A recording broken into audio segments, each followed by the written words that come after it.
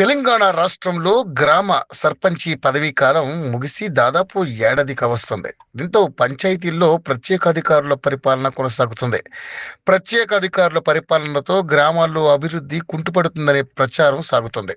ప్రజలకు స్పందించే అధికారులు లేకపోవడంతో సమస్యల పరిష్కారంలో ఇబ్బందులు కలుగుతున్నట్లుగా తెలుస్తుంది. అందుకే మరికొంతకాలం ప్రత్యేకాధికారులతో పాలన కొనసాగిస్తే రాష్ట్ర ప్రభుత్వంపై పెద్ద ఎత్తున విమర్శలు వచ్చే అవకాశం ఉంది.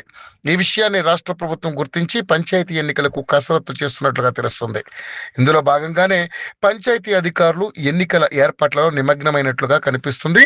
రంగారెడ్డి జిల్లాలో 13 మున్సిపాలిటీలు, 560 గ్రామ పంచాయతీలున్నాయి. 560 గ్రామ పంచాయతీల్లో సుమారుగా 15 గ్రామ పంచాయతీలు మున్సిపాలిటీలలో విలీనం జరిగాయి. మిగిలిన 545 గ్రామాలకు పంచాయతీ ఎన్నికలు జరగనున్నాయి. వికారాబాద్ జిల్లాలో 4 మున్సిపాలిటీలు, 566 గ్రామ పంచాయతీలున్నాయి. అన్ని గ్రామ పంచాయతీలకు జరగాల్సిన ఎన్నికలకు అవసరమైన ఏర్పాట్లు అధికారులు చేస్తున్నారు. పంచాయతీ ఎన్నికల నిర్వహణలో పోలింగ్ కేంద్రాల ఎంపిక ప్రారంభమైంది. పక్కా భవనాలను పరిశీలిస్తున్నారు. దీంతో గ్రామాల్లో ఇప్పటికే రిజర్వేషన్లపై, పార్టీల బలాబలాలపై చర్చలు నడుస్తున్నాయి.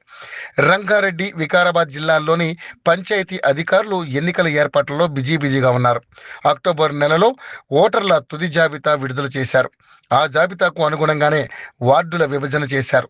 తదనంతరం ఎన్నికల నిర్వహణకు అవసరమైన సామాగ్రిని సమకూర్చుకునేందుకు అధికారులు కసరత్తులు ప్రారంభించారు.